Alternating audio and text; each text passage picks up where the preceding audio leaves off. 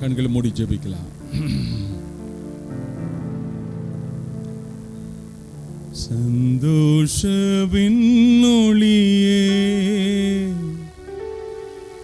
இயேசு சாந்த சொரூபியவர் பள்ளத்தாக்கின் லீலி சாரோனின் ரோஜா பாரில் மலர்ந்துதித்தார்.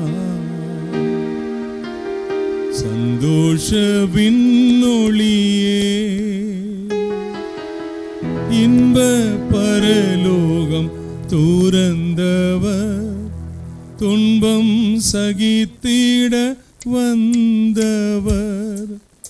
இன்ப பரலோகம் துறந்தவர் துன்பம் சகித்திட வந்தவர். பாவ மனிதரை மீட்டவர் பலியாகவே இறந்தார்.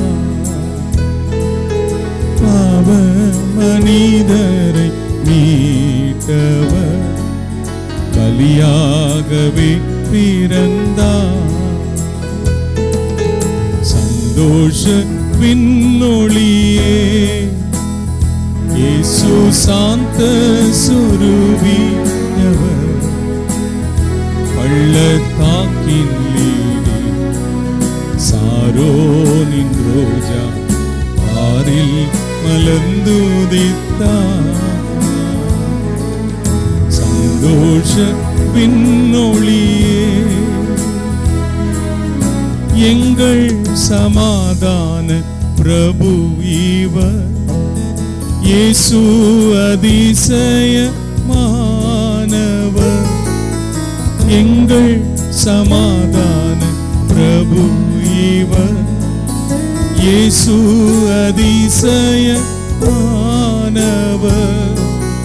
வேதம் நிறைவேறும் காலமே வேகம் வருகின்றாரே. வேதம் நிறைவேறும் காலமே வேகம் வருகின்றாரே.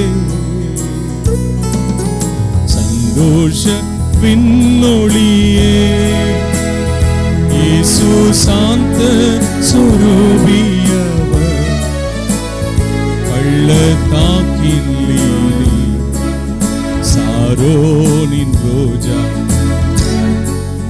மலர்ந்துதித்தார். சந்தோஷ விண்ணொளியே.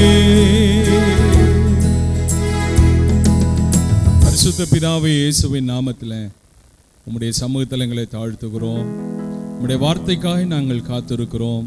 தூய பிதாவே, எங்களுக்கு நல்ல ஆலோசனை கர்த்தராய் இருந்து எங்களுக்கு இந்த நேரத்தில் ஆலோசனை வழங்கும்படி நாங்கள் ஜெபிக்கிறோம். இயேசுவின் நாமத்தில் பிதாவே, ஆமென். ஹல்லேலூயா. கொஞ்ச நேரம் ஆண்டுடைய வார்த்தைகளை நாம் இன்றைக்கு தியானிக்கலாம். இன்றைக்கு தியானத்துக்காக நான் எடுத்துக்கொள்ளப்பட்ட வேதாகம பகுதி கலாத்தியருக்கு நிருபம் 4ஆம் அதிகாரம் 5ஆம் வசனத்தை ஒருவர் வாசிக்கும்படி அன்பாய் கேட்கிறேன். கலாத்தியர் 4ஆம் அதிகாரம் 5ஆம் வசனம்.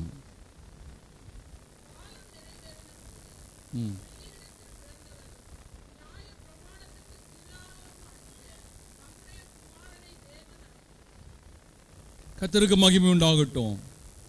காலம் நிறைவேறின போது ஸ்திரீயினிடத்தில் பிறந்தவரும். ஹல்லேலூயா, ஹல்லேலூயா. நம்முடைய ஆண்டவராகிய இயேசு கிறிஸ்துனுடைய கன்னி பிறப்பை குறித்து உங்களோடு கூட நான் பேசணும்னு விரும்புகிறேன். ஹல்லேலூயா. இந்த நாட்களில் உலகம் எங்கும் ஆண்டவருடைய பிறப்பின் வர்த்தமானங்களை குறித்து பரிசுத்தவான்கள் எல்லாரும் தியானித்து கொண்டிருக்கிறதுனால இன்றைக்கும் ஆண்டவருடைய பிறப்பினுடைய வர்த்தமானத்தை குறித்து கொஞ்ச நேரம் உங்களோடு கூட பேசணும்னு சொல்லி விரும்புகிறேன். நீங்கள் கவனம் கொடுத்து கர்த்தருடைய வார்த்தையை கேட்கணும். ஹல்லேலூயா. இயேசு கிறிஸ்துனுடைய பிறப்பினுடைய சிறப்பு என்னன்னா, அவர் கன்னி மரியாளிடத்தில் இயேசு பிறந்தார். அதை கலாத்தியர் 4ஆம் அதிகாரம் 5ஆம் வசனத்தில் வாசிக்கும் பொழுது, ஸ்திரீயினிடத்தில் பிறந்தவரும், அல்லேலூயா, அவர் எங்க பிறந்தவரா? ஸ்திரீயினிடத்தில் பிறந்தவர். அநேக மனுஷர்கள் இந்த நாட்கள் என்ன செய்யறாங்க, இயேசு கிறிஸ்துனுடைய கன்னி வயிற்றிலே பிறந்த அந்த பிறப்பை அநேகர் மறுதலிக்கிறார்கள். சரிங்களா?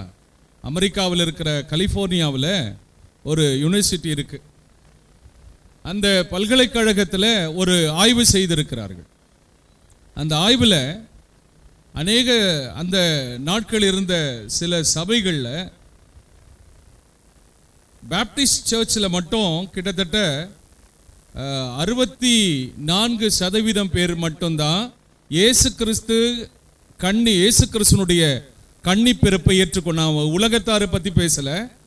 சில சபைகளில், அதில் பேப்டிஸ்ட் சபை, அமெரிக்காவில் இருக்கிற பேப்டிஸ்ட் சபையில் 68 பேர் இயேசு கிறிஸ்துனுடைய கன்னி மரியாள் வயிற்றில் பிறந்த அந்த பிறப்பை ஏற்றுக்கொள்றாங்க. 66% லுத்தரன் சபையினர் இயேசு கிறிஸ்துனுடைய கன்னி பிறப்பை ஏற்றுக்கொள்றாங்க. வெறும் 66% மக்கள் மட்டும்தான். பிரெஸ்பிட்டீரியன் சர்ச் என்று அது ஒரு சபை பிரிவினர் இருக்கிறாங்க. அந்த சபை பிரிவினர்ல 57% மட்டும்தான் இயேசு கிறிஸ்துனுடைய கன்னி பிறப்பை பற்றி அவங்க அதை விசுவாசிக்கிறாங்க. வெறும் 57% மக்கள் மட்டும்தான் இயேசு கிறிஸ்துனுடைய கன்னி பிறப்பை பற்றி அவங்க விசுவாசிக்கிறாங்க. மெத்தடிஸ்ட் சர்ச் என்ற ஒரு சபை அமைப்பு இருக்கு. ஜான் வெஸ்லி அவர்களால் ஸ்தாபிக்கப்பட்ட மெத்தடிஸ்ட் சர்ச்சில் 34% மக்கள் மட்டும்தான் இயேசு கிறிஸ்துனுடைய கன்னி பிறப்பை ஏற்றுக்கொள்கிறார்கள். அநேகர் இயேசு கிறிஸ்துனுடைய கன்னி பிறப்பை, கன்னி மரியாள் வயிற்றில் பிறந்ததை அநேகர் இன்றைக்கும் ஏற்றுக்கொள்ள மறுக்கிறார்கள். இது உலகத்தார் அல்லது இயேசுவை அறியாத கம்யூனிஸ்டுகள் அல்ல, அல்லது விக்கிரக வழிபாடுகளை செய்கிறவர்கள் அல்ல. சபையில ஆராதனையில பங்கெடுக்கிற அநேகர்ல கிட்டத்தட்ட பாதி சதவீதத்தினுடைய மக்கள் இயேசு கிறிஸ்துனுடைய கன்னி மரியாள் வயிற்றில் பிறந்த அந்த பிறப்பை ஏற்றுக்கொள்ள மறுக்கிறார்கள். அந்த கன்னி மரியாளுடைய அந்த பிறப்பை ஏற்றுக்கொள்ள அதை மறுதலிக்கிறவர்கள் எதை மறுதலிக்கிறார்கள்னா, தேவனுடைய வசனத்தை அவர்கள் மறுதலிக்கிறார்கள். இயேசு கிறிஸ்துனுடைய கன்னி மரியாள் வயிற்றில் பிறந்ததை நீ மறுதலிப்பாய் என்றால், நீ இயேசு கிறிஸ்துனுடைய வசனத்தை மறுதலிப்பாய். காரணம், தேவதூதன் மரியாளுக்கு தோன்றி அந்த பிறப்பினுடைய வர்த்தமானங்களை சொல்லும் பொழுது மரியாள் சொல்லுகிறாள், உம்முடைய வார்த்தையின்படியே எனக்கு ஆக கடவது என்று சொல்லுகிறாள். அல்லேலூயா. பைபிள் அழகா சொல்லுது, வார்த்தை மாம்சமானது. வார்த்தை எப்படி மாறினது? அந்த வார்த்தை மாம்சமாகி, யோவான் 1:14 அந்த வார்த்தை மாம்சமாகி கிருபையினாலும் சத்தியத்தினாலும் நிறைந்தவராய் நமக்குள்ளே வாசம் பண்ணினார். இயேசு கிறிஸ்துனுடைய கன்னி பிறப்பை நீ மறுதலிப்பாய் என்றால், ஆண்டவருடைய வார்த்தையையும் நீ மறுதலிக்கிறாய் என்று பொருள். தொடர்ந்து என்ன சொல்றாங்கன்னா, இயேசு கிறிஸ்துனுடைய கன்னி பிறப்பை மறுதலிக்கிறவர்கள் அவருடைய தெய்வீகத்தையும் மறுதலிக்கிறார்கள். அல்லேலூயா. அது எப்படி ஆண் பெண் என்ற அந்த உறவு இல்லாம எப்படி குழந்தை பிறக்கும் என்ற அந்த கேள்வி கேட்கிறவங்க எதையும் மறுதலிக்கிறாங்கன்னா, ஆண்டவர் தெய்வீகமானவர் என்பதையும் மறுதலிக்கிறார்கள். தேவன் தெய்வீகமானவர் என்பதற்கான சான்று இயேசு கிறிஸ்து கன்னி மரியாள் வயிற்றில் பிறந்தது. சரிங்களா? ஆகவே அருமையான கர்த்தருடைய பிள்ளைகளே, என் ஆண்டவராகிய இயேசு கிறிஸ்துனுடைய கன்னி மரியாள் வயிற்றில் பிறந்த அந்த மரியாள் ஸ்திரீயினிடத்தில் பிறந்த அந்த பிறப்பை மறுதலிக்கிறவர்கள் சுவிசேஷத்தையும் மறுதலிக்கிறார்கள். அல்லேலூயா. இயேசு கிறிஸ்துனுடைய பிறப்பை மறுதலிக்கிறவர்கள் தங்கள் பாவத்தில் நிலை கொண்டிருப்பார்கள். அவர்களுக்கு நித்திய ஆக்கினியாகிய மரண அக்னி கடலிலே அவர்கள் தள்ளப்படுவதை அவர்கள் உறுதி செய்கிறார்கள்.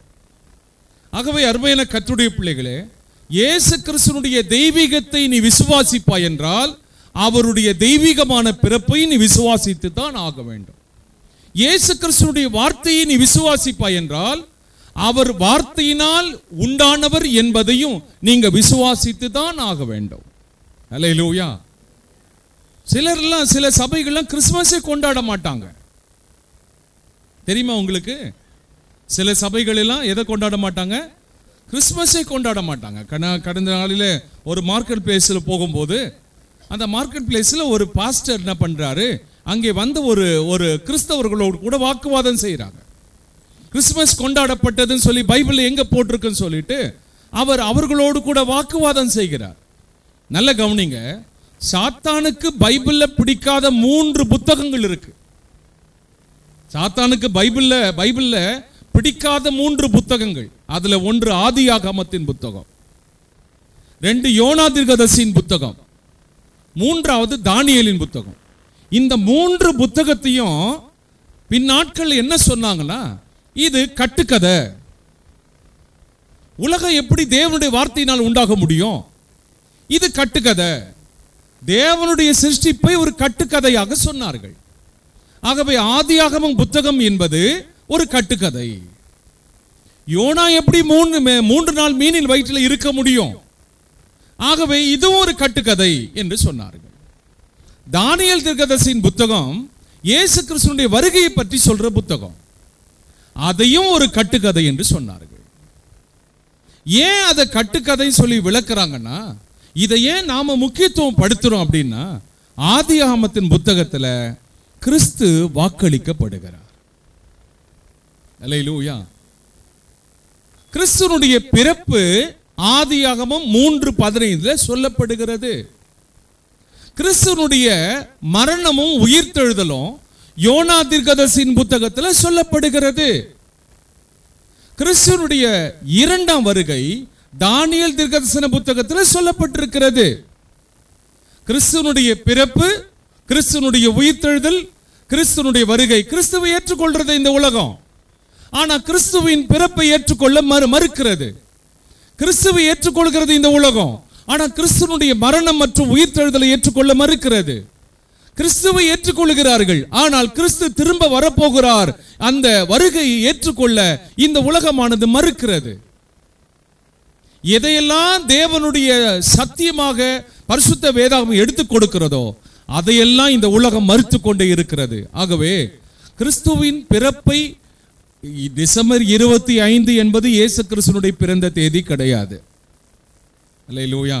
தெரியுமா உங்களுக்கு? அது நான் போன வாரம் உங்களுக்கு சொன்னேன்ல. அதாவது கிபி 330 வரைக்கும், கிபி 70 துவங்கி கிபி 315 அல்லது கிபி 330 வரைக்கும் சபை அதிகமான உபத்திரவத்தில் சென்றது. ரோமர்கள் மூலமாகவும் யூதர்கள் மூலமாகவும் சபைக்கு அதிகமான உபத்திரவம். அநேக பரிசுத்தவான்கள் கொன்று குவிக்கப்பட்டார்கள். கிபி 330 அந்த நாட்களில் தான் கான்ஸ்டன்டைன் என்ற ஒரு அரசன் எழும்பி ரோம பேரரசன் கிறிஸ்தவத்தை தழுவுகிறான், கிறிஸ்தவத்தை ஏற்றுக்கொள்கிறான். அது முதல் கிறிஸ்தவத்தை அரசாங்க மதமாக அறிவிக்கிறான். அது முதல் கிறிஸ்தவத்துக்கு சலுகைகளை கொடுக்கிறான். சரிங்களா? அப்பொழுது அவர்கள் சொல்லும்போது தங்களுடைய வருமானத்தை பெருக்குவதற்கு கிறிஸ்தவர்கள் மத்தியில் எந்த விதமான பண்டிகையும் இல்லையே. மதம் என்று சொன்னால் பண்டிகைகள் என்று இருக்கும்ல. இந்த பண்டிகைகள் என்பது அரசாங்க கஜானாவை நிரப்புவதற்காக தான் பண்டிகைகள். நம்ம இந்திய தேசத்தில் கொண்டாடுற பண்டிகை பக்திக்காக கொண்டாடப்படுவது கிடையாது. அல்லேலூயா. அரசாங்க வருமானத்தை பெருக்குவதற்காகத்தான் இந்த பண்டிகைகள்லாம். இது இப்பொழுது ஆரம்பித்ததல்ல, அப்பொழுதே ஆரம்பித்த ஒன்று. ஆகவே நம்மளுடைய வருமானத்தை பெருக்கிக் கொள்ள வேண்டும் என்பதற்காக கிறிஸ்தவர்களுக்குன்னு ஒரு பண்டிகை இருக்கணும். ஆகவே கிறிஸ்துவனுடைய பிறப்பை டிசம்பர் 25வது தேதி அறிவித்து அதை கிறிஸ்துமஸ் நாளாக கொண்டாடினாங்க. ஆகவே அதை கொண்டாடக்கூடாது என்று பைபிள் எங்கும் சொல்லப்படல.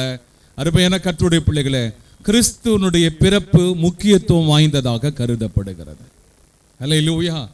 ஆகவே நம்முடைய வேதாகமத்தில் இயேசு கிறிஸ்துவனுடைய பிறப்பை குறித்து சொல்லப்பட்டிருக்கிறபடினால் அந்த பிறப்பின் வர்த்தமானங்களை நாம் அறிந்து கொள்வது நல்லது தானே? எத்தனை பேர் அதை ஏற்றுக்கொள்றீங்க? பைபிளில் இல்லாத ஒன்றை நாம அனுசரிக்க வேண்டும் என்று பைபிள் நமக்கு சொல்லல. பைபிளில் சொல்லப்பட்டிராத ஒன்றை பிரசங்கிக்கும்படி தேவன் நம்மை அழைக்கல. அல்லேலூயா.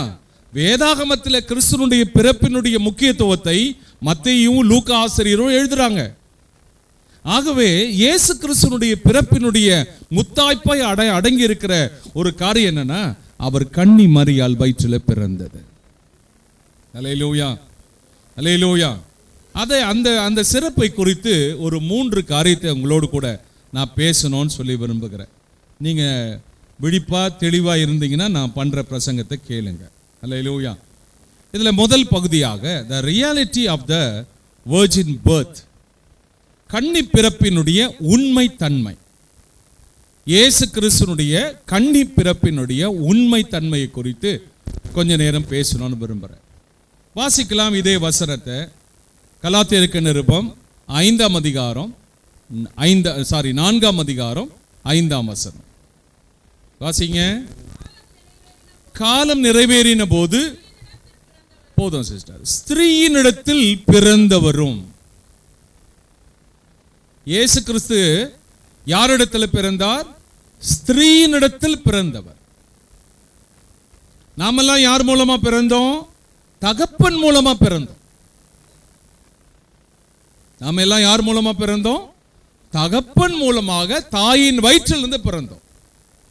ஆனால் என் ஆண்டவராகிய இயேசு கிறிஸ்து ஸ்திரீயினிடத்தில் பிறந்தவர்.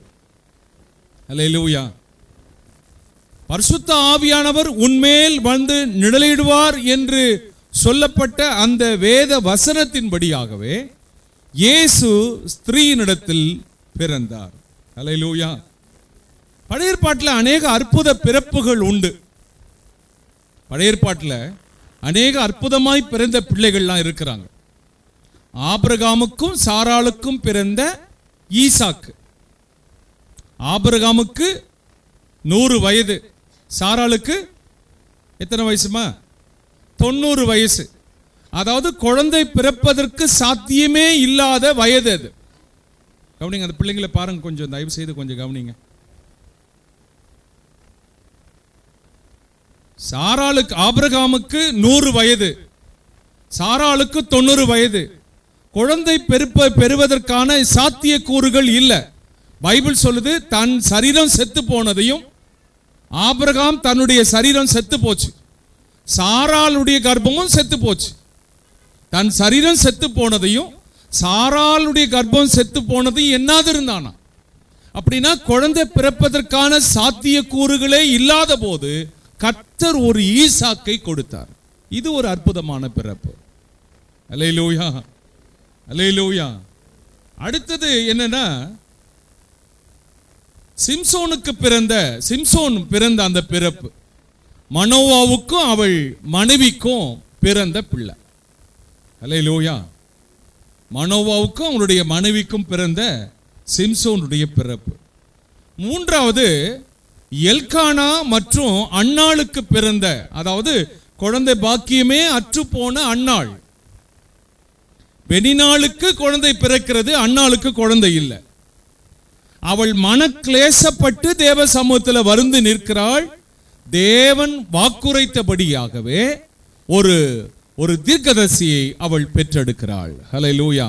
சாமுவேல் என்ற பிள்ளையாண்டான். அவன் ஒரு அற்புதமான ஒரு பிறப்பு. ஹல்லேலூயா. எலிசபெத் மற்றும் சகரியாவுக்கு பிறந்த 87 வயது நிறைந்தவன், வயது முதிர்ந்தவன், அவனுக்கு ஒரு யோவான் சாடகன் பிறக்கிறான். இது ஒரு அற்புத பிறப்பு. ஹல்லேலூயா. ஆகவே அருமையான கர்த்தருடைய பிள்ளைகளே, நாம பிறந்தது கூட ஒரு அற்புதமான பிறப்பு தான். ஏற்றுக்கொள்றீங்களா? சத்தமே காணமே. ஹல்லேலூயா. சங்கீதம் 139ஆம் சங்கீதத்தில் சங்கீதக்காரன் சொல்வார், நான் விசித்திர வினோதமாய் உருவாக்கப்பட்டேன். வாசிங்க 15ஆம் வசனத்தை வாசிங்க. 139ஆம் சங்கீதம் 15.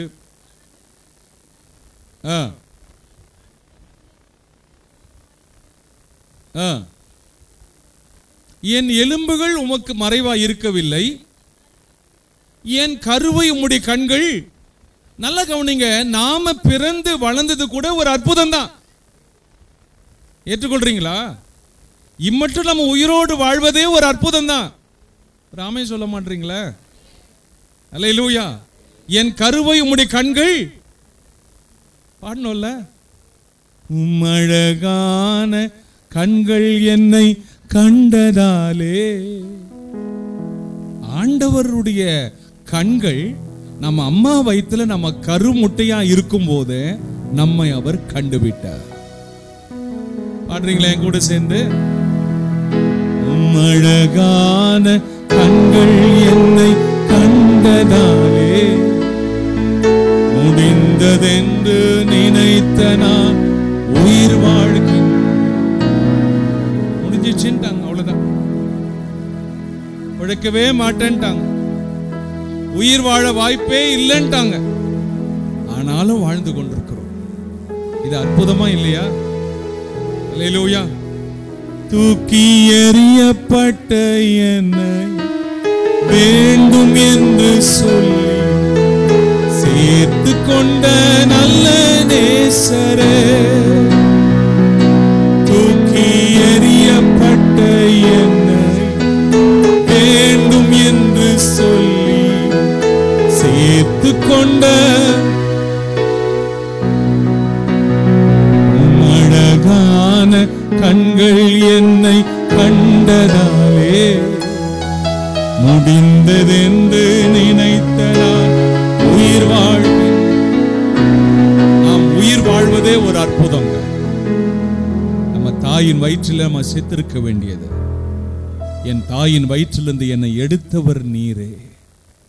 சங்கீதக்காரன் சொல்றாரு, என் தாயின் வயிற்றிலிருந்து என்னை காப்பாற்றினீர், என்னை எடுத்தவர் நீரே.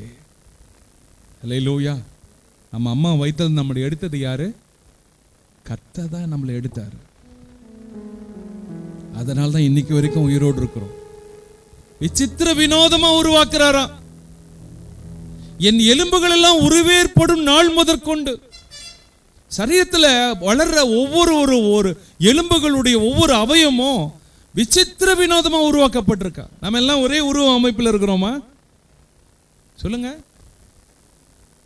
எல்லாருக்கும் ஒரே முக அமைப்பா? அப்படி இருந்தா எப்படி இருக்கும்? அப்படி இருந்தா எப்படி இருக்கும் சொல்லுங்க? நல்லா இருக்குமா? கொஞ்சம் ஆரம்பத்தில் கொஞ்சம் நல்லா இருக்கிற மாதிரி தான் தெரியும். போக போக குழப்பமா இருக்கும். என்னடா எல்லாம் ஒரே மூஞ்சாகுது. ஆண்டவர் நம்ம அழகா பார்த்து பார்த்து பார்த்து நம்மளை படைச்சார். அவனை மாதிரி இருக்கக்கூடாது, அவளை மாதிரி இருக்கக்கூடாது, அவங்க அப்பா மாதிரி இருக்கக்கூடாது, அவங்க அம்மா மாதிரி இருக்கக்கூடாது. அவர் தம்முடைய பார்வைக்கு நலமாய் கண்டபடி நம்மை பார்த்து பார்த்து பார்த்து செதுக்கினாருங்க. அல்லேலூயா. உன்னை என் உள்ளங்கையில் வரைந்திருக்கிறேன், உன் மதில்கள் எப்பொழுதும் எனக்கு முன்பா இருக்குன்னு சொன்னார். நீங்க தேவனுடைய கைகளில் செதுக்கப்பட்டவர்கள். ஆகவே அருமையான கர்த்தருடைய பிள்ளைகளே, நாம் பிறந்தது கூட அதிசயம்தான். அல்லேலூயா.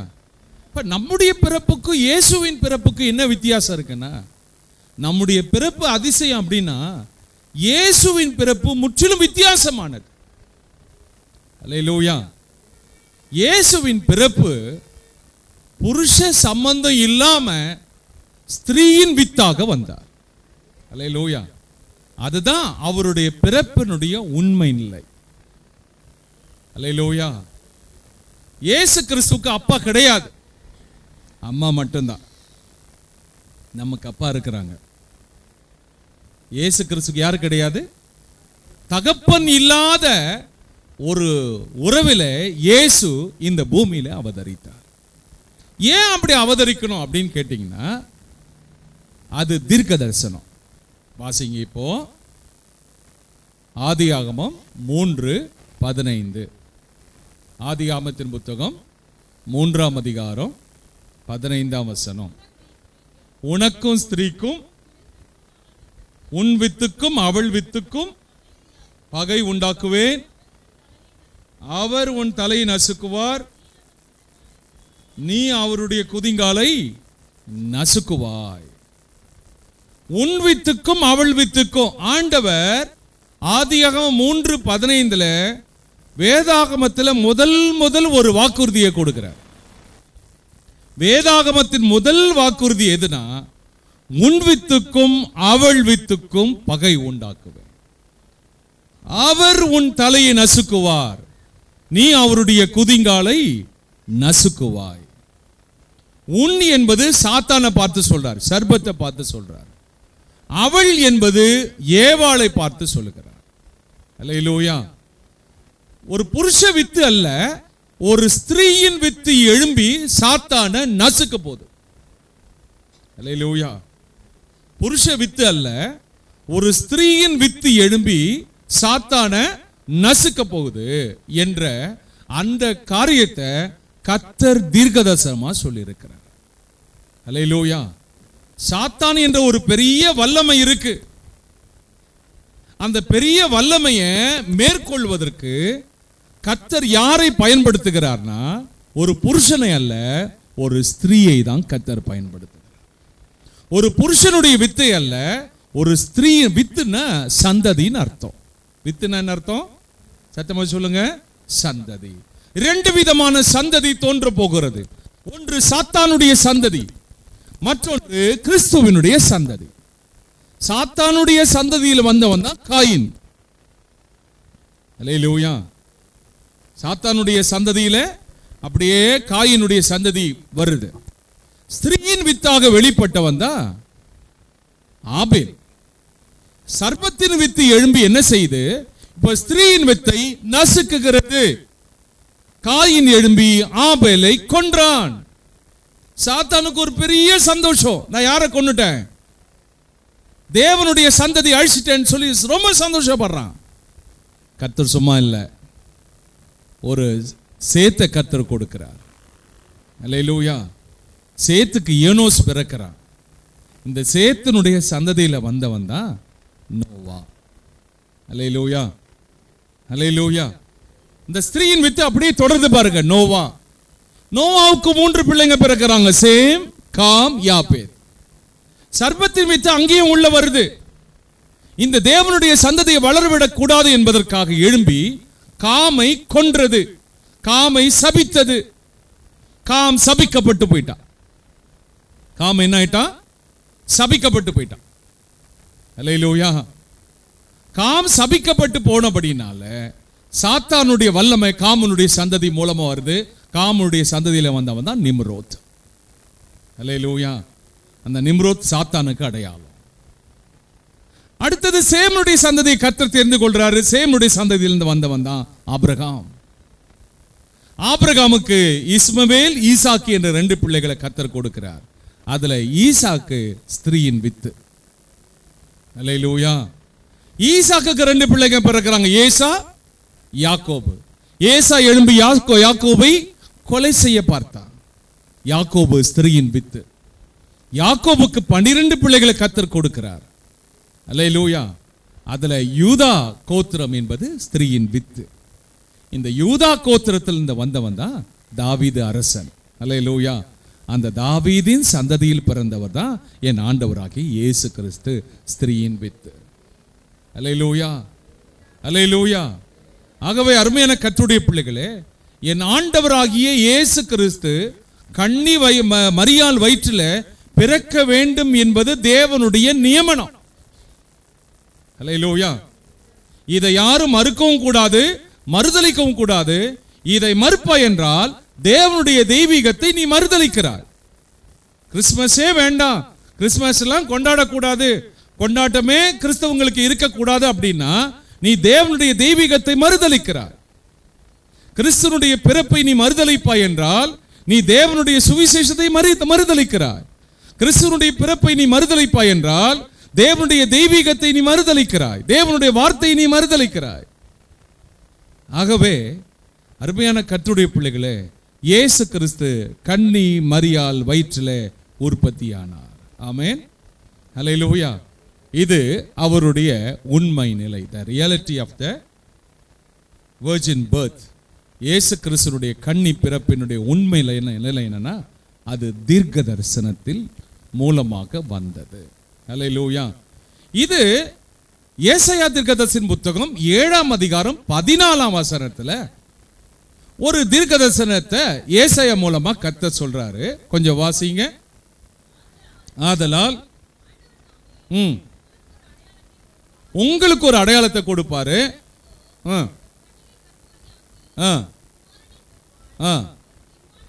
ஆசா என்ற ஒரு அரசனுக்கு ஆண்டவர் ஒரு அடையாளத்தை கொடுக்கிறார். யார் எழும்பி வரானா? சனகரிப்பு எழும்பி வரான். சனகரிப்பு எழும்பி வந்து, சனகரிப்பு என்ற ஒரு அசிரிய மன்னன் எழும்பி வந்து இஸ்ரவேலை முற்றுகையிட்டு பிடிச்சிட்டான். இஸ்ரவேலை முற்றுகையிட்டவன் எருசலேமுக்குள்ள உள்ள நுழைய பார்க்கிறான். எருசலேமுக்கு உள்ள நுழைந்து எருசலேமை பிடிக்க வரும்போது கர்த்தர் இந்த ஆசா என்ற அரசனுக்கு ஒரு அடையாளத்தை கொடுக்கிறார். என்ன அடையாளம்னா, ஒரு கன்னிகை கர்ப்பவதியாகி ஒரு குமாரனை பெற்றெடுப்பாள். அவருக்கு இம்மானுவேல் என்று பெயரிடுவாயாக.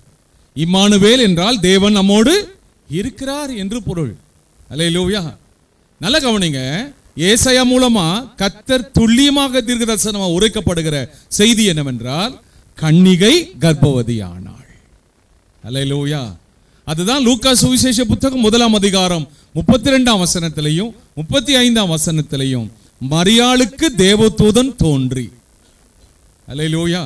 மரியாள் யோசேப்புக்கு நியமிக்கப்பட்டிருந்த ஒரு ஸ்திரீ. அல்லேலூயா. ஒரு தாயினிடத்தில் அவர் பிறக்கல. பைபிள் அழகா சொல்லுது, ஸ்திரீயினிடத்தில் பிறந்தவர். அல்லேலூயா. மரியாளை தாய் என்று குறிப்பிடவில்லை, மரியாளை ஸ்திரீ என்று குறிப்பிடுகிறது. அல்லேலூயா. ஆகவே அருமையான கர்த்தருடைய பிள்ளைகளே, இந்த காலை நேரத்தில் உங்களுக்கு ஆண்டவர் கொடுக்கிற செய்தி என்னவென்றால், இயேசு கிறிஸ்துவினுடைய கன்னி பிறப்பினுடைய அந்த காரியத்தை சபை விசுவாசிக்க வேண்டும். மேலே சண்டே கிளாஸ் நடக்குது. அந்த பிள்ளையை கூட்டிகிட்டு போயிட்டு கூடவே உட்காருங்க. கொஞ்சம் போங்களேன், கொஞ்சம் மேலே போங்க, கூட்டிகிட்டு போங்க, மேலே கூட்டின்னு போயிடுங்க. மேலே சண்டே கிளாஸ் நீங்கள் மேலேயே உட்காருங்க. இயேசு கிறிஸ்துவினுடைய கன்னி பிறப்பை குறித்த உண்மை நிலையை வேதாகமம் நமக்கு போதிக்கிறது. அல்லேலூயா. இரண்டாவது காரியத்தை உங்களுக்கு நான் சொல்லணும்னு விரும்புகிறேன். இயேசு கிறிஸ்துவினுடைய கன்னி பிறப்பினுடைய பிரதிபலனை குறித்து அடுத்தது பார்க்கலாம். இரண்டாவது, the results of the virgin birth. The results of the virgin birth.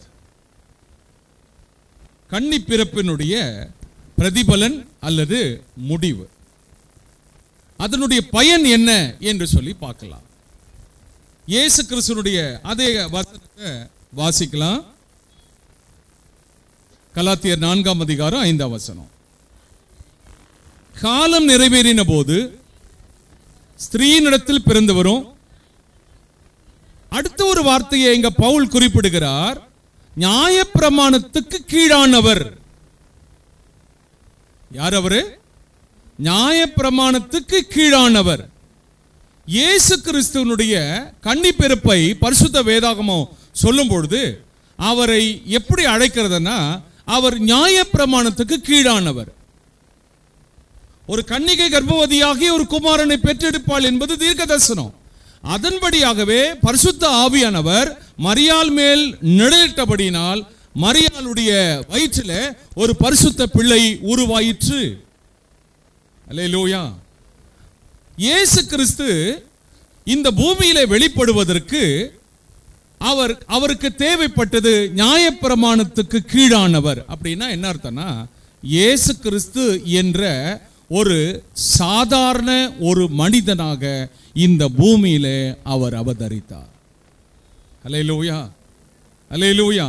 எல்லா பெண்களுக்கும் பிரசவ வலி வருகிறது போலவே மரியாளுக்கும் பிரசவ வலி வந்தது. அல்லேலூயா. எல்லா பெண்களுக்கும் இது ஆர்டினரி. எல்லா பெண்களுக்கும் பிரசவ வலி எப்படி வருமோ அதே போல யாருக்கும் வந்தது? மரியாளுக்கும் பிரசவ வலி வந்தது. எல்லா பெண்களும் பிரசவ வலியோடு எப்படி பிள்ளையை பெற்றெடுப்பாளோ அதே போல மரியாளும் பிரசவ வலி எடுத்து குழந்தையை பெற்றெடுத்தாள். அல்லேலூயா. அந்த பிள்ளை வளர்ந்தது. எதன் கீழ் வளர்ந்ததுன்னா நியாயப்பிரமாணத்தின் கீழ் வந்தது. ஆகவேதான் இயேசு கிறிஸ்து பிறந்த போது பிறந்த 8ஆம் நாளிலே அவரை விருத்த சேதனம் செய்யும்படி தேவ ஆலயத்துக்கு யோசேப்பும் மரியாளும் இயேசுவும் ஆலயத்துக்கு வருகிறார்கள். அல்லேலூயா. காரணம், இயேசு கிறிஸ்து ஒரு ஆர்டினரி பர்சன், ஒரு சாதாரண ஒரு நபராக, நியாயப்பிரமாணத்துக்கு கீழானவராக இந்த பூமியிலே வெளிப்பட்டார். அல்லேலூயா.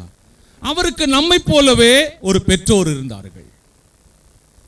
அவருக்கு நம்மை போலவே ஒரு சரீரம் இருந்தது. மத்தேயு 26:12 அவருக்கு நம்மை போலவே ஒரு சரீரம் இருந்தது.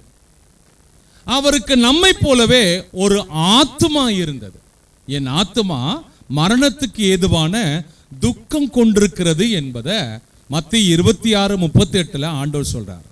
ஒரு மனுஷனுக்கு சரீரம் எப்படி இருக்குமோ அதே போல இயேசு கிறிஸ்துவுக்கும் சரீரம் என்பது இருந்தது. ஒரு மனுஷனுக்கு ஆத்மா என்பது இருக்கிறது போல இயேசு கிறிஸ்துவுக்கும் ஆத்மா ஒன்று இருந்தது. மூன்றாவது, ஒரு மனுஷனுக்கு ஆவி என்று ஒன்று உண்டு. அதே போல லூக்கா 23:46 இயேசு கிறிஸ்துவுக்கு ஆவி இருந்தது. ஆவி, ஆத்மா, சரீரம். சொல்லுங்க, ஆவி, ஆத்மா, சரீரம். இம்மூன்றும் சேர்ந்தவன் தான் மனிதன். என் ஆண்டவராகிய இயேசு கிறிஸ்துவுக்குள்ள ஆவி உண்டு, ஆத்மா உண்டு, சரீரம் இருந்தது. அல்லேலூயா. அது மட்டுமல்லாம இயேசு கிறிஸ்துவுக்கு ஒரு சராசரியான ஒரு மனுஷனுக்கு எப்படி பசி எடுக்குமோ அவருக்கும் பசி இருந்தது. இயேசுவுக்கு என்ன இருந்தது? சத்தமா சொல்லுங்க. அவர் பசியாயிருந்தார். மத்தேயு 4:4 யோவான் 4:6 இயேசு கிறிஸ்து பசியாயிருந்தார். இயேசு கிறிஸ்துவுக்கு தாகம் இருந்தது. உங்களுக்கு தாகம் இருக்கா? உங்களுக்கு பசி எடுக்குமா இருக்காதா? உங்களை பார்க்கும் போதே பசியோடு தான் இருக்கிறீங்க. அது வேற சுகர் வேற பாஸ்டர். கரெக்ட் நேரத்தில் சாப்பிட்டுடணும், இல்லைன்னா எனக்கு ஒரு மாதிரி கிருகிருன்னு சுத்தம். அல்லேலூயா. என்ன, ஒரு மனுஷனுக்கு பசி இருந்தது போல இயேசுவும் பசியாய் இருந்தார். இயேசுவுக்கும் தாகம் இருந்தது. இயேசு நித்திரை செய்தார். அல்லேலூயா. நீங்க எப்படி சர்ச்சில் வந்தா தூங்குறீங்களோ அதே மாதிரி இயேசு என்ன பண்ணாரு? படகுல நித்திரை செய்தார். ஒரு மனுஷனுக்கு நித்திரை அவசியம். அல்லேலூயா. இயேசு கிறிஸ்து கோபப்பட்டார். உங்களுக்கு கோபம் வருமா? எப்பவுமே அப்படியே தான் இருப்போம். கோபத்திலே நிறைஞ்சிருப்போம். ஆண்டவரே, ஆவியில் நிறைஞ்சு இருக்கிற மாதிரி விசுவாசி எப்பவுமே கோபத்தில் அப்படியே நிறைஞ்சே இருக்கும். அல்லேலூயா. எதில் நிறைஞ்சிருப்போம்? இயேசு கிறிஸ்து கோபப்பட்டார். அல்லேலூயா. ஒரு மனுஷனுக்கு இருக்கக்கூடிய அனைத்து வலியும் வேதனையும் உடையவராகிய கர்த்தராகத்தான் இந்த பூமியிலே வெளிப்பட்டார். He is an ordinary person. அவர் ஒரு சாதாரண ஒரு மனிதனாக இந்த பூமியிலே அவதரித்தார். அல்லேலூயா. இந்த பூமியிலே வாழ்ந்தார். அவருடைய பிறப்பு அதிசயம். ஆனா அவருடைய வாழ்க்கை முறைகள் எல்லாமே ஒரு சாதாரண ஒரு மனிதனாகத்தான் இந்த பூமியில வாழ்ந்தார். ஆனா இந்த பூமியில சாதாரண மனிதனா இருந்தாலும் அசாதாரணமான கிரியைகளை செய்தவர் என் ஆண்டவராகிய இயேசு கிறிஸ்து. அல்லேலூயா. அல்லேலூயா. ஒருவேளை சாதாரணமானவராக காணப்பட்டிருக்கலாம், ஆனால் அவர் அசாதாரணமான கிரியைகளை செய்தார். அல்லேலூயா. அதுதான் யூதர்களால் ஏற்றுக்கொள்ள முடியல. சாதாரண மனுஷனாச்சே, இவன் மரியாளுடைய மகன் அல்லவா, யோசேப்பினுடைய குமாரன் அல்லவா, இவனுடைய சகோதரர்கள் நம்மோடு கூட இருக்கிறாங்களே, இப்படிப்பட்ட வல்லமை எப்படி இவனுக்குள்ள வந்தது என்று இயேசு கிறிஸ்துவினுடைய தெய்வீகத்தை குறித்து அவங்க சந்தேகிக்க ஆரம்பிச்சாங்க. அவர் சாதாரண மனுஷர் தான், ஆனால் அவர் அசாதாரணமான கிரியைகளை செய்த கர்த்தர். அல்லேலூயா. அவர் கர்த்தர் அப்படின்னா ஒரு 3 குணாதிசயங்கள் இருக்கணும். கர்த்தர்னா என்ன, எத்தனை குணாதிசயம் இருக்கணும்? 3 குணாதிசயம். ஒன்னொன்னா சொல்றேன், நோட் பண்ணிக்கொள்ளுங்க. சர்வ வியாபகர். சர்வ வல்லவர், சர்வ ஞானி. Omni presence, omni potent. Omni பிரசன்ஸ்னா சர்வ வியாபகர், ஆம்னி பொட்டன்ட்னா சர்வ வல்லவர். ஆம்னி சயின்ஸ் அப்படின்னா சர்வ ஞானி. இயேசு கிறிஸ்து சாதாரண நபராகத்தான் இந்த பூமியில உலாவிக் கொண்டிருந்தார். நசனாகி இயேசு கிறிஸ்துவை தேவன் பரிசுத்த ஆவியினாலும் வல்லமையினாலும் அபிஷேகம் பண்ணினார். அவர் மேல ஒரு அபிஷேகம் வந்து இறங்குகிறது. கர்த்தருடைய ஆவியானவர் என் மேல் இருக்கிறார், தரித்திரருக்கு சுவிசேஷத்தை பிரசங்கிக்க அவர் என்னை அபிஷேகம் பண்ணினார். இந்த சாதாரண நபர் மேல அசாதாரணமான தேவனுடைய வல்லமை வந்து இறங்கின போது அவர் அசாதாரணமான கிரியைகளை செய்தார். அதுதான் 3 காரியத்தை சொன்னேன். அவர் தேவன் என்பதற்கான 3 காரியம் சொல்லுங்க. அவர் சர்வ வியாபகர். மத்தேயு 18:20 சொல்லுங்க. மத்தேயு 18:20 அவரை குறித்து பைபிள் சொல்லுது, 2-3 பேர் எங்கே என் நாமத்தில் கூடி இருக்கிறார்களோ அவர்கள் மத்தியிலே நான் இருப்பேன். சர்வ வியாபகரா? இப்ப இங்க இருக்கிறாரா? சொல்லுங்க. அல்லேலூயா. இத உலகத்தின் முடிவு பரிந்த சகல நாட்களிலும் உன்னோடு கூட இருக்கிறேன் என்று சொன்னாரே. மத்தேயு சுவிசேஷம் 28:20 சர்வ வியாபகரா இன்னைக்கு நம்மளோடு கூட இருக்கிறாரா? ஒரு ஆமே சொல்ல மாட்டீங்களே? அல்லேலூயா. அடுத்தது அவர் சர்வ வல்லவர்.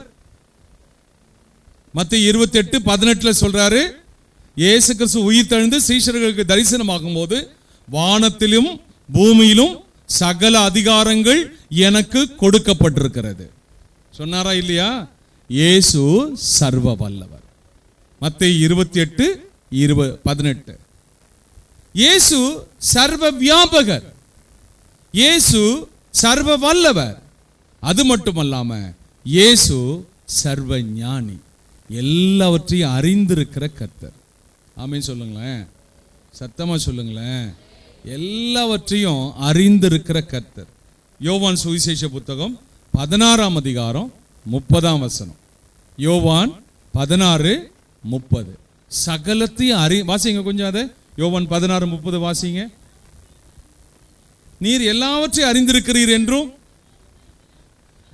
வினாவ வேண்டியது இல்லை என்றும் பாருங்க. நீர் எல்லாவற்றையும் அறிந்திருக்கிற கர்த்தர். அல்லேலூயா. பேதுருவை பார்த்து கேட்கிறாங்க ஒரு கேள்வி, உம்முடைய போதகர் வரி பணம் செலுத்துகிறது இல்லையான்னு கேட்டாங்கப்பா. பேதுருக்கு அப்படியே தூக்கி வாரி போட்டுச்சு. காரணம், பேதுரு 3 நேரம் ஊழியக்காரர், ஏசப்பாவும் 3 நேரம் ஊழியக்காரர். அவர் தச்சு தொழிலை விட்டுட்டு ஊழியத்துக்கு வந்துட்டாரு, இவர் மீனவ தொழிலை விட்டுட்டு ஊழியத்துக்கு வந்துட்டாரு. இப்ப வரி பணம் செலுத்தணும், எங்க போறது காசுக்கு? அவன் உள்ள நுழையிறதுக்கு முன்னாடி கர்த்தர் கேட்டாரு. அல்லேலூயா. பேதுரு, உனக்கு எப்படி தோன்றுகிறது? ராயனுக்கு வரி செலுத்தணுமா? பேதுரு சொல்றதுக்கு முந்திக் கொண்டார் என் ஆண்டவராகிய கர்த்தர். உன் தேவைகள் இன்னதென்று அறிந்திருக்கிற கர்த்தர், சர்வ ஞானி. அல்லேலூயா. யார் அவரு? சர்வ ஞானி. ஆகவே நாம் ஆராதிக்கிற கடவுள் யார் என்பதனுடைய தெளிவு விசுவாசிக்கு இருக்கணும். நான் ஆராதிக்கிற கர்த்தர் சர்வ வல்லவர்,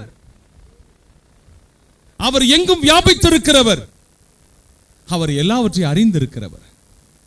அதான் 139ஆம் சங்கீதத்தில் சொல்றார், என் வாயிலிருந்து சொல் பிறவாததுக்கு முன்பதாகவே அவையெல்லாம் நீர் அறிந்திருக்கிறீர், என் உட்காருதலையும் என் எழுந்திருக்கிறதையும் அறிந்திருக்கிறீர். அல்லேலூயா. நான் பூமியின் தாழ்விடங்களில் போய் படுக்கை போட்டாலும் அங்கேயும் உம்முடைய கரம் என்னை நிறுத்துகிறது என்று சொன்னார். அல்லேலூயா. அல்லேலூயா. என் கருவை உம்முடைய கண்கள் கண்டது. மருத்துவர்கள்லாம் ஸ்கேன் பண்ணி தான் பார்க்கணும். ஆனா ஆண்டவருடைய கண்கள் நேரடியாக நம்ம காணக்கூடிய கண்கள். அல்லேலூயா.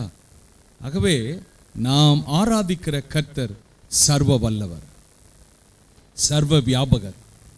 அவர் சாதாரண மனுஷர் தான்.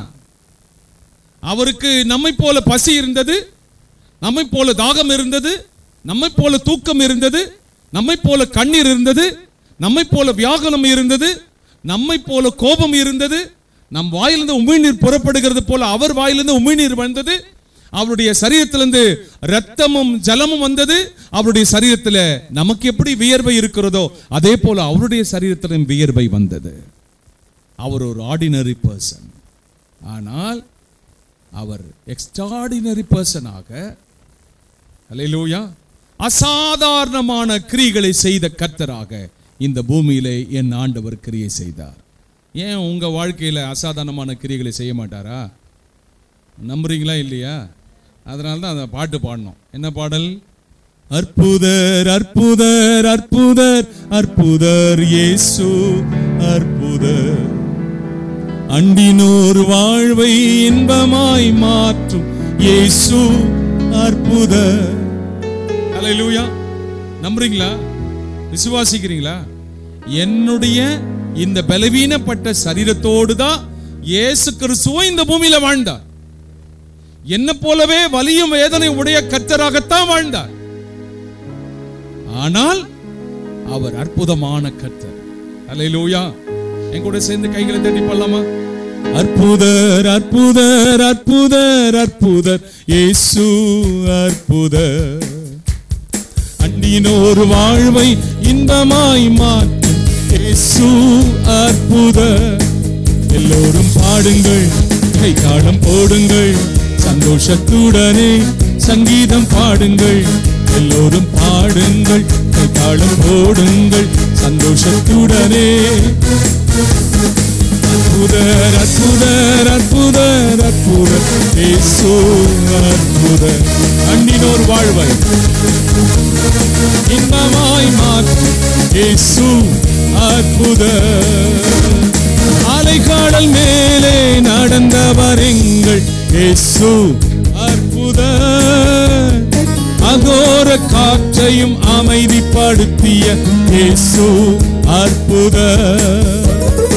அலைகடல் மேலே நடந்தவர் எங்கள் இயேசு அற்புதர், அகோர காற்றையும் அமைதிப்படுத்திய இயேசு அற்புதர். அறைந்தன சிலுவையிலே ஆண்டவர் மரித்தார நாளினிலே, அறைந்தன சிலுவையிலே ஆண்டவர் மரித்தார நாளினிலே. ஆயினும் முந்தா நாள் உயிருடன் எழுந்த இயேசு அற்புதர். ஆயினும் சத்தத்தை உயர்த்தி எல்லோரும் பாடுங்கள், எல்லோரும் பாடுங்கள், கைத்தாளம் போடுங்கள், சந்தோஷத்துடனே சங்கீதம் பாடுங்கள். எல்லோரும் பாடுங்கள், கைத்தாளம் போடுங்கள், சந்தோஷத்துடனே. கைகள் தட்டி அற்புதர் அற்புதர் அற்புதர் அற்புதர் இயேசு அற்புதர், அண்டினோ இன்பமாய் மாற்றும் இயேசு அற்புதர், இயேசு அற்புதர், இயேசு அற்புதர். ஹல்லேலூயா. கைகளை உயர்த்தி சொல்லுங்க ஹல்லேலூயா. அவர் சாதாரணமான ஒரு நபராகத்தான், ஹல்லேலூயா, வலியும் வேதனையும் நிறைந்த கர்த்தராகத்தான் இந்த பூமியில வாழ்ந்தார். ஆனால் அவர் அசாதாரணமான புருஷன். அவர் அசாதாரணமான கிரியைகளை கர்த்தர் செய்தார். ஹல்லேலூயா. பூட்டப்பட்ட அறை வீட்டுக்குள்ள இயேசு வந்தார், சர்வ வியாபகர். அவர் நித்திரை தெளிந்து எழுந்தார். காற்றை பார்த்து இறையாதே, கடலை பார்த்து அமைதலாயிரு என்று சொன்னார், சர்வ வல்லவர். சாதாரணமான வலியோடு வேதனையோ எல்லா பெண்களுக்கும் வரக்கூடிய பிரசவ வலியில தான் அவரை பெற்றெடுத்தார். ஹல்லேலூயா. ஆனால் அவர் அற்புதமான பிள்ளை. ஆமென். நம்மை போல அல்ல, நம்மை விட வித்தியாசமானவர் இயேசு கிறிஸ்து. மூன்றாவது ஒரு காரியத்தை சொல்றேன். The reason for the virgin birth. கன்னி பிறப்பினுடைய காரணம் என்ன? ஹல்லேலூயா. முதல் காரியம் என்ன பார்த்தோம்? கன்னி பிறப்பினுடைய ரியாலிட்டி, அதாவது உண்மை நிலை என்னன்னு பார்த்தோம். இரண்டாவது கன்னி பிறப்பினுடைய பயன் என்னன்னு பார்த்தோம். அவர் சாதாரண நபர், அசாதாரணமான கிரியைகளை கர்த்தர் செய்தார். மூன்றாவது கன்னி பிறப்பினுடைய காரணம் என்ன? வாசிங்க 4ஆம் வசனம், கலாத்தியர் 4:4. நாம் புத்திர சுவிகாரத்தை அடையும்படி மீட்டுக் கொள்ளத்தக்கதாக, போதும் சிஸ்டர், நாம் புத்திர சுவிகாரம் அடையும்படி நியாய பிரமாணத்துக்கு உட்பட்டவர்களை மீட்டுக் கொள்ளும்படியாக, அதாவது மீட்கும்படியாக ஒரு காரணத்தை கர்த்தர் வைக்கிறார். இந்த பூமியில இயேசு கிறிஸ்து மனுஷனா பிறக்கிறதுக்கான ஒரு காரணம் இருக்கு. அந்த காரணம் என்னன்னா மீட்பு. அந்த காரணம் என்ன? ஆதாம் என்ற ஒரு மனுஷன் மூலமாக மரணம் இந்த பூமியிலே சம்பவித்தது. ஆதியாகமம் 2ஆம் அதிகாரம் 15-16 சொல்றாரு, இந்த கனியை புசிக்கும் நாளில் சாகவே சாவாய். என்ன சொல்றாரு? சாகவே சாவாய். வாசிங்க இப்போ ரோமர் 5ஆம் அதிகாரம் 12ஆம் வசனம். ரோமர் 5:12 வாசிங்க. இப்படியாக ஒரே மனுஷனாலே பாவமும் பாவத்தினாலே மரணமும், கவனிங்க, ஒரு மனுஷன் செய்த தப்பிதத்தினாலே, ஆதாம் என்ற ஒரு மனுஷன் செய்த பாவத்தினாலே சாகவே சாவா என்ற ஒரு சாபத்தை ஆண்டவர் அங்கே நியமிக்கிறார். அவனுக்கு மட்டுமல்ல, அந்த ஒரு மனுஷனாலே எல்லாருக்கும் மரணம் சம்பவித்துச்சா? அல்லேலூயா. 2 மரணம். ஒன்று சாகவே என்று 2 வார்த்தை, 2 மரணத்தை பத்தி சொல்றார். சாகவே சாவாய். முதல் மரணம் ஆத்தும மரணம். 2வது மரணம் சரீர மரணம், spiritual death. Point number 2, physical death. ஆவிக்குரிய மரணத்தை அடைந்தான் ஆதாம். மரணம் என்றால் என்ன சொல்லுங்க பார்க்கலாம். மரணம் என்ன? ஐயோ அது ஒரு பேய் அப்படின்வீங்களா? இந்த சரீரத்தை விட்டு ஆவி பிரிவதற்கு பேர் தான் அது. சொல்ல மாட்டீங்களா? தூங்கிட்டீங்களா? ஐயோ நாளைக்கு கிறிஸ்துமஸ், இப்படியா தூங்குவீங்கண்ணா?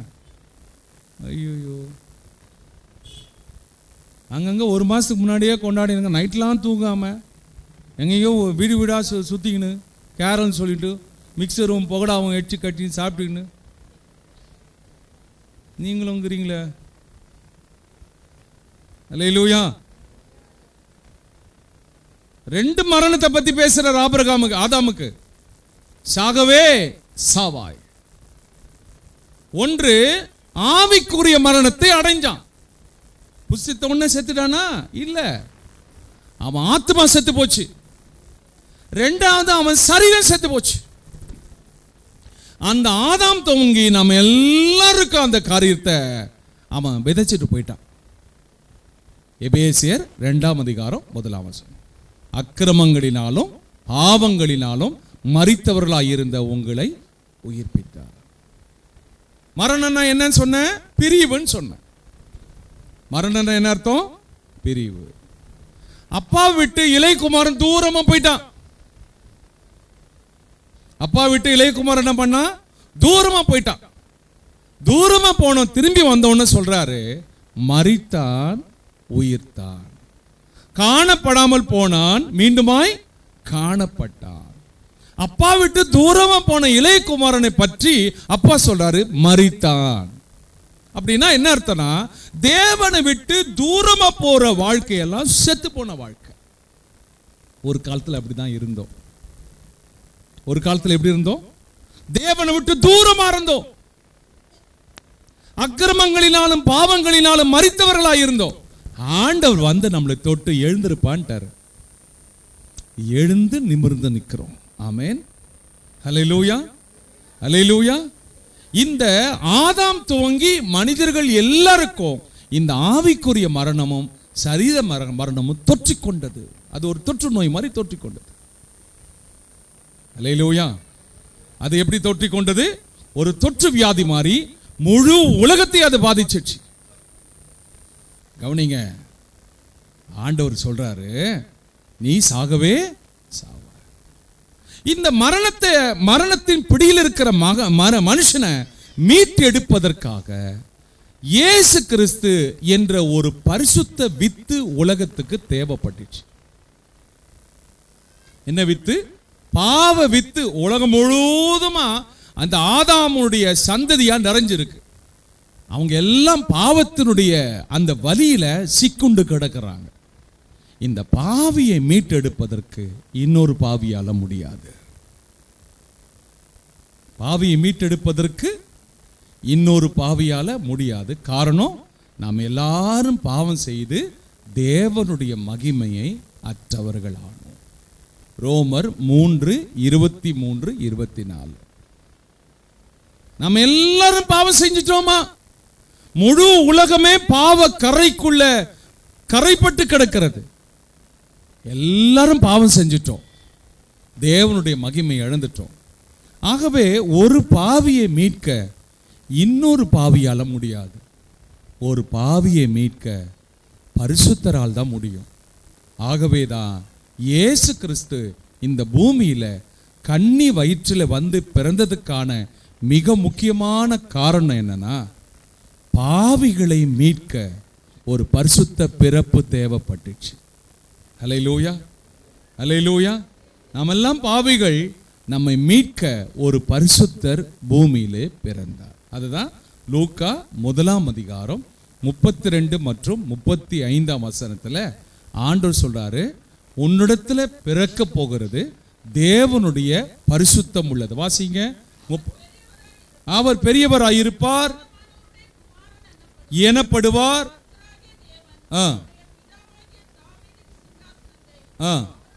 35 வசனம். பரிசுத்த ஆவி உன்மேல் வரும்.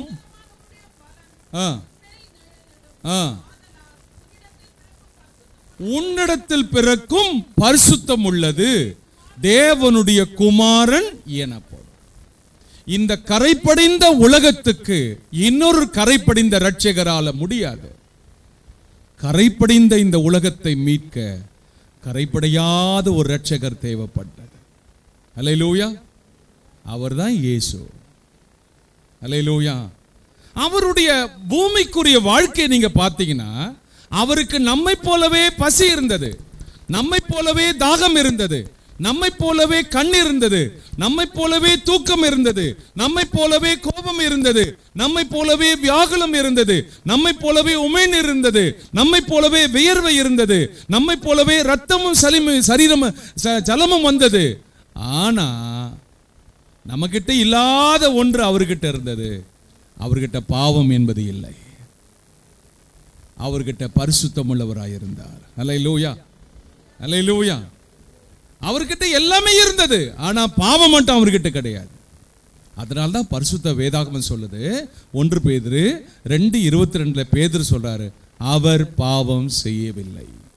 2 கொரிந்தியர் 5:21 பவுல் சொல்றாரு, அவர் பாவம் அறியாதவர். மத்தேயு 27:5 யூதா சொல்றான், குற்றமில்லாத இரத்தம். 1 பேதுரு 1:18-19 பேதுரு சொல்றாரு, குற்றமில்லாத மாசற்ற ஆட்டுக்குட்டியின் இரத்தம். அல்லேலூயா, அல்லேலூயா. அவரை மரண சிலுவையில நியாயம் தீர்த்த பிலாத்து சொல்றான், அவரிடத்தில் எந்த குற்றத்தையும் நான் காணேன் என்று சொல்லுகிறான். அவரை சிலுவையில் அறைந்து கொன்ற 100க்கு அதிபதி சொல்றான், மெய்யாகவே இவர் நீதிபரர். அல்லேலூயா. பிலாத்தினுடைய மனைவி சொல்கிறாள், அந்த நீதிமானை ஒன்றும் செய்ய வேண்டாம். நிரபராதி குற்றவாளியாக சிலுவையில் அறையப்பட்டார். காரணம், குற்றவாளிகளாகிய நம்மை அவர் மீட்டெடுப்பதற்காக. Praise the Lord. அல்லேலூயா. ஏற்றுக்கொள்றீங்களா? இயேசு கிறிஸ்து எதற்காக பிறந்தார் என்பதை ஏற்றுக்கொள்றீங்களா? உன்னையும் என்னையும் மீட்க. பாவத்திலே பிறந்து பாவ சுபாவத்திலே வளர்ந்த ஒரு மனுஷனால இன்னொரு மனுஷனை மீட்க முடியாது. ஆகவேதான் மனிதன் கடவுளா மாற முடியாது. பெத்த தாய் தகப்பனை கடவுளா வச்சு வழிபாடு செய்யாதீங்க. செத்து போன அம்மா அப்பாவா இருந்தாலும் அவங்க கடவுளுக்கு கடவுள் சாணத்தை கொடுக்காதுங்க. அவங்களுக்கு அல்லேலூயா. ஒரு மனுஷன் இன்னொரு மனுஷனை மீட்க முடியாது. பரலோகத்தில் இருக்கிற தேவன் என்னையும் உங்களை மீட்டார். அல்லேலூயா, அல்லேலூயா. இம்மா வாழுகிற நம்முடைய தாய் தகப்பன் செத்த உடனே பரிசுத்தவான்களை மாறிடுவாங்களா? வாழ்ற வரைக்கும் அவன் கூடிக்காரனா இருப்பானா? மனைவி பிள்ளைங்களை அடிச்சுட்டே இருப்பானா? அந்த மனைவி பிள்ளைங்களை வெறுத்துரும். இவன் செத்து போனா கூட நல்லா இருக்கும்னு அந்த அளவுக்கு வெறுக்கிற அளவுக்கு வாழ்வானா? செத்துட்ட பிறகு அவன் கடவுளா எப்படிங்க மாறுவான் சொல்லுங்க? உலகத்தில் இருக்கிறதுக்கும் ஊரெல்லாம் ஏமாத்துவானா? சொல்லுங்கப்பா. அங்கங்க திருடுவானா? போலீஸ்க்கு ஸ்டேஷனுக்கு போய் போய் வருவானா? குற்றவாளியாக நீதிபதியால் தீர்க்கப்படுவானா? அவன் ஒரு நாள் மண்டையை போட்டுருவானா? அவன் செத்துட்ட உடனே அவன் கடவுளா மாறிடுவானா? எப்படிங்க இது சாத்தியம்? என் இயேசு கிறிஸ்து பரிசுத்தர், பரிசுத்தமா இந்த பூமியில வாழ்ந்தார். அவரிடத்தில் ஒரு குற்றத்தையும் காணேன் என்று சொன்னான். பாவம் அறியாத அவர் பாவம் செய்யவில்லை. அவர் வாயில வஞ்சனை காணப்படவில்லை. அல்லேலூயா. இயேசு கிறிஸ்து இந்த பூமியில வாழ்ந்தது நாட்கள் துவங்கி இந்த நாள் மட்டும் உனக்கு ஏதாவது ஒரு தீங்கு இழைச்சிருக்கிறாரா? சொல்லுங்கப்பா. இந்த இயேசு கிறிஸ்துவை ஏற்றுக்கொண்டதுனால எனக்கு நிறைய தீமைகளா வந்துச்சு. உன்னால் சொல்ல முடியுமா? அவர் தீங்கிழைக்காத கர்த்தர். உனக்கு எனக்கு எந்த விதமான துரோகம் செய்யல. அல்லேலூயா. நல்ல ஆண்டவர், கர்த்தர் நல்லவர் என்பதை ருசித்து பாருங்கள். அவர் மேல் நம்பிக்கையா இருக்கிற மனுஷன் பாக்கியவன். இவ்வளோ நல்ல கடவுளை வச்சுட்டு கோயிலும் கோலமா ஏறி ஏறி இறங்குறீங்களே, எதுக்கு சொல்லுங்க? அல்லேலூயா. செத்து போனதெல்லாம் வழிபடுறீங்களே, எதுக்கு? செத்து போன தெய்வங்கள்லாம் தூக்கி போட்டுருங்க. கல்லையும் மண்ணையும் தூக்கி போட்டுட்டு இயேசு கிறிஸ்து என்ற உயிருள்ள கடவுள் இன்னைக்கும் ஜீவனோடு இருக்கிறார். அவரை உள்ளத்தில் ஏற்றுக்கொள்ளுங்கள். அவர் கன்னி மரியாள் வயிற்றில் பிறந்ததனுடைய உன்னதமான நோக்கத்தை புரிந்து கொள்ளுங்கள். ஏன் நான் ஒரு பாவி, இந்த பாவியை மீட்டெடுக்க பரிசுத்தரால் தான் முடியும், பாவியால முடியாது. ஹல்லேலூயா. ஜெபம் பண்ணலாமா? எல்லாம் எழுந்து நிற்கிறீங்களா? ஹல்லேலூயா. அவர் இந்த பூமியில வாழ்ந்த நாட்கள்ல அற்புதங்களையும் அடையாளங்களையும் செய்தார். அவர் சாதாரணவர் அல்ல, அவர் அசாதாரணமான கிரியைகளை செய்தார். உங்க வாழ்க்கையிலையும் அசாதாரணமான கிரியைகளை செய்ய போகிறார். நம்புறீங்களா? எல்லாம் எழுந்து நிற்கலாமா? அன்றைக்கு ஆண்டவர் அசாதாரணமான கிரியைகளை செய்தார். சாதாரணமான விதத்தில் தான் இந்த பூமியில அவர் நடந்து திரிந்தார். நசரேயனாகிய இயேசு கிறிஸ்துவை தேவன் பரிசுத்தாவியினாலும் வல்லமையினால் அபிஷேகம் பண்ணினார். அவர் நன்மை செய்கிறவராய் பிசாசின் பிடியில் அகப்பட்டிருக்கிற யாவரையும் குணமாக்கும்படி சுற்றி திரிந்தார். இன்றைக்கு உங்களுக்கு ஒரு அற்புதத்தை அவர் செய்யணும்னு சொல்லி விரும்புகிறார். நீங்க நம்புறீங்களா? நம்புறீங்களா? விசுவாசிக்கிறீங்களா? ஒரு அசாதாரணமான ஒரு கிரியை உங்க சரீரத்தில் நடக்க போகிறது. 90 வயசான ஆபிரகாமுடைய சரீரம், 90 வயசான சாராளுடைய கர்ப்பம் செத்து போச்சு. செத்து போன சரீரத்தில் அசாதாரணமான கிரியைகளை தேவனால் செய்ய முடியும்னா உன்னுடைய பலவீனப்பட்ட சரீரத்தில் கர்த்தர் அற்புதத்தை செய்ய முடியும். நம்புறீங்களா? நம்புறீங்களா? ஸ்தோத்திரம் பண்ணுங்க, ஸ்தோத்திரம் பண்ணுங்க. சத்தத்தை உயர்த்தி ஸ்தோத்திரம், ஸ்தோத்திரம், ஸ்தோத்திரம், ஸ்தோத்திரம். இன்னைக்கு அவர் அற்புதத்தை செய்ய போகிறார். என்னுடைய வாழ்க்கையில, என் பிள்ளைகள் வாழ்க்கையில, என் கணவர் வாழ்க்கையில, என் ஆண்டவரால் ஒரு அற்புதம் நடைபெற போகிறது. நான் அதை விசுவாசிக்கிறேன். விசுவாசிக்கிறவங்க எல்லாரும் ஸ்தோத்திரம் பண்ணி அப்படியே கைகளை தட்டி ஸ்தோத்திரம் பண்ணலாமா? எல்லா கைகளை தட்டி ஸ்தோத்திரம் பண்ணுங்க. இன்றைக்கு உங்க நடுவில் ஒரு அசாதாரணமான கிரியைகளை செய்யும்படி தேவன் சர்வ வல்லவராய் இறங்கி வந்திருக்கிறார். சர்வ வியாபகராய் அவர் உனக்குள்ளே உலாவிக் கொண்டிருக்கிறார். நான் அவர்களுக்குள்ளே உலாவி அவர்களுக்குள்ளே வாசம் பண்ணி அவர்கள் தேவனாய் இருப்பேன். உனக்குள்ளே அவர் உலாவிக் கொண்டிருக்கிறார். அவர் சர்வ வியாபகர், அவர் சர்வ வல்லவர், அவர் சர்வ ஞானி. உன் தேவைகள் அனைத்தையும் அவர் சந்திக்கிறவர். உன் தேவைகள் அனைத்தையும் அவர் அறிந்திருக்கிற கர்த்தர். வல்லமாய் வல்லமாய் வல்லமாய் தேவ வல்லமாய் இப்பொழுது சபையார் மேல வந்து இறங்குவதாக. எல்லோரும் பாடுங்கள், கைத்தாளம் போடுங்கள், சந்தோஷத்துடனே சங்கீதம் பாடுங்கள். எல்லோரும் பாடுங்கள், கைத்தாளம் போடுங்கள், சந்தோஷம் சந்தோஷத்துடனே சங்கீதம் பாடுங்கள். அற்புத இயேசு அற்புத அண்டினோர் வாழ்வை இன்பமாய் மாற்றும் இயேசு. பாடுங்க. அற்புதர் அற்புதர் அற்புதர் அற்புதர் இயேசு அற்புதர் அண்டினோர் வாழ்வை. இந்த பாடலை பாடும்போது கர்த்தருக்கு என்று காணிக்கை கொடுத்து அலைக்காடல் மேலே நடந்தவர் எங்கள் இயேசு அற்புதர். அகோர காற்றையும் அமைதிப்படுத்திய இயேசு அற்புதர். அலைக்காடல் மேலே நடந்தவர் எங்கள் இயேசு அற்புதர். அகோர காற்றையும் அமைதிப்படுத்திய இயேசு அற்புதர். அறிந்தன சிலுவையிலே ஆண்டவர் மரித்தார நாளினிலே. அறிந்தன சிலுவையிலே ஆண்டவர் மரித்தார நாளினிலே. ஆயினும் 3ஆம் நாள் உயிருடன் எழுந்த இயேசு அற்புதர். ஆயினும் 3ஆம் நாள் உயிருடன் எழுந்த இயேசு. எல்லோரும் பாடுங்கள். சந்தோஷத்துடனே சங்கீதம் பாடுங்கள். எல்லோரும் பாடுங்கள். ஓடுங்கள். சங்கீதம் பாடுங்கள். அற்புதர் அற்புதர் அற்புதர் அற்புதர் இயேசு அற்புதர். அண்டினோர் வாழ்வை இன்பமாய் மாற்றும் இயேசு அற்புதர். என்னென்ன துன்பங்கள் நம்மில் வந்த போதும் தீர்த்த இயேசு அற்புதர். எத்தனை தொல்லைகள் நம்மை சூழ்ந்த போதும் காத்த இயேசு அற்புதர். விசுவாசத்தோடு என்னென்ன துன்பங்கள் நம்மில் வந்த போதும் தீர்த்த இயேசு அற்புதர். எத்தனை தொல்லைகள் நம்மை சூழ்ந்த போதும் காத்த இயேசு அற்புதர். உலகத்தில் இருப்போரிலும் எங்கள் இயேசு பெரியவர். அறிக்கை செய்யுங்கள்.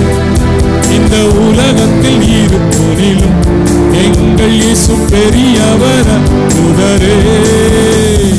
உண்மையாய் அவரை தேடும் யாவரும் இயேசு அற்புதரே. உண்மையாய் அவரை தேடும் யாவரும் இயேசு. உண்மையாய் அவரை தேடும் யாவருக்கும் இயேசு அற்புதரே. உண்மையாய் அவரை தேடும் யாவருக்கும் இயேசு அற்புதரே. அற்புதர் அற்புதர் அற்புதர் அற்புதர் இயேசு அற்புதர். அண்டினோர் வாழ்வை இன்பமாய் மாற்றும் இயேசு அற்புதர். அற்புதர் அற்புதர் அற்புதர் இயேசு அற்புதர். அண்டினோர் வாழ்வை இன்பமாய் மாற்றும் இயேசு அற்புதர். இயேசு அற்புதர். எங்கள் இயேசு அற்புதர். கர்த்தரை ஸ்தோத்திரம் பண்ணலாம். அவர் அசாதாரணமான கிரிகளை செய்கிற கர்த்தர். உன் வாழ்க்கையில் அசாதாரணமான கிரிகளை செய்கிறவர். அவர் சர்வ வல்லவர், சர்வ வியாபகர், சர்வ ஞானி. கர்த்தரை துதி, கர்த்தரை மகிமைப்படுத்து. உன் தேவனுடைய வல்லமை குறைத்து மதிப்பிடாதே. உன் தேவனுடைய வல்லமை குறைத்து மதிப்பிடாதே. அவர் சர்வ வல்லவர், அவர் சர்வ வியாபகர், அவர் சர்வ ஞானி. எல்லாவற்றையும் அறிந்திருக்கிற கர்த்தர். என் தேவைகள், என் பலவீனங்கள், என் சுகவீனங்கள், என் வருத்தங்கள், என் வியாதிகள் எல்லாவற்றையும் அறிந்திருக்கிற கர்த்தர். என்னை குணமாக்குகிற கர்த்தர். ஸ்தோத்திரம் பண்ணு, ஸ்தோத்திரம் பண்ணு. துதி, தேவனை மகிமைப்படுத்து. மகிமாய் மகிமாய் மகிமாய், வல்லமாய் வல்லமாய். தேவ பிரசன்னம் இப்போது ஜனத்தை நிரப்புவதாக. நிரப்புங்கப்பா. அசாதாரணமான கிரிகளை செய்யுங்கப்பா. கிரியை நடப்பிக்கப்படுவதாக. தேவனுடைய அசாதாரணமான செயல் சபையார் மேல வந்து இறங்குவதாக. வியாதிப்பட்ட சரீரம் சுகமடைவதாக. மலட்டு கர்ப்பங்களை கடிந்து கொள்ளுகிறேன். இப்பொழுது குழந்தை பாக்கியம் அவர்களுக்கு உண்டாவதாக. வியாதிப்பட்ட சரீரம் சுஸ்தமடையட்டும். கட்டிகள் எல்லாம் மறைவதாக. கட்டிகள் மறைவதாக. கண்களுக்கு பூரண பார்வை கிடைப்பதாக. எல்லா கேன்சர் நோய்கள் மறைவதாக. கேன்சர் கட்டிகள் மறைவதாக இயேசுவின் நாமத்தினாலே. ஜெப நேரத்தில் அற்புதமான ஒரு விடுதலை சம்பவிக்கட்டும். சம்பவிக்கட்டும். இப்பொழுது அது தோன்றுகிறது. இப்பொழுது அது தோன்றுகிறது. நீ அதை அறியாயோ? நீ அதை அறியாயோ? வனாந்தரத்தில் வழியும் அவாந்தர வெளியில ஆறுகளை உண்டு பண்ணுகிற கர்த்தர் அசாதாரணமான கிரிகளை உன் நடுவில் செய்வார். அசாதாரணமான கிரிகளை உன் நடுவில் கர்த்தர் செய்வார். ரிபா கபா ரகதனதரா ரபபபனா ஷகரா. விடுதலை விடுதலை உண்டாகட்டும்.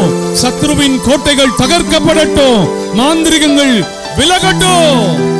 எல்லா பாவ சுபாவங்கள் நீங்கட்டும். சர்வ வல்லவரே, சபையாரை விடுதலையாக்குங்கப்பா. உம்முடைய அசாதாரணமான வல்லமையை கொண்டு என் ஜனத்தை மீட்டு விடுவீராக. ரட்சிக்கப்படாதவர்கள் ரட்சிக்கப்படுவார்களாக. மனம் திரும்பாதவர்கள் மனம் திரும்புவார்களாக. பெரிய காரியங்களை செய்யும். எல்லாரையும் உங்கள் நாமத்தினால் ஆசீர்வதிக்கிறோம். உம்முடைய ஆலயத்திலிருந்து அவர்களை ஆசீர்வாதம் பண்ணி ஜெபம் பண்றேன். கிருபை பெருகட்டும். கிருபை உண்டாகட்டும்.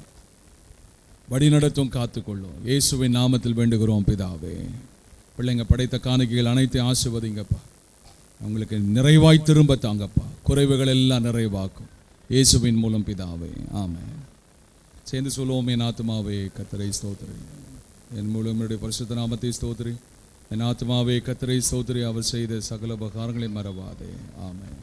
கர்த்தருடைய ஆசீர்வாதத்தை பெற்றுக்கொள்வோம். நம்முடைய கர்த்தராகிய இயேசு கிறிஸ்துவின் கிருபையும் பிதாவாகிய தேவனுடைய அன்பும் பரிசுத்த ஆவியினுடைய ஐக்கியமும் நம் அனைவரோடும் கர்த்தருடைய நாள் வரைந்தும் நிலைத்திருந்து காப்பதாக.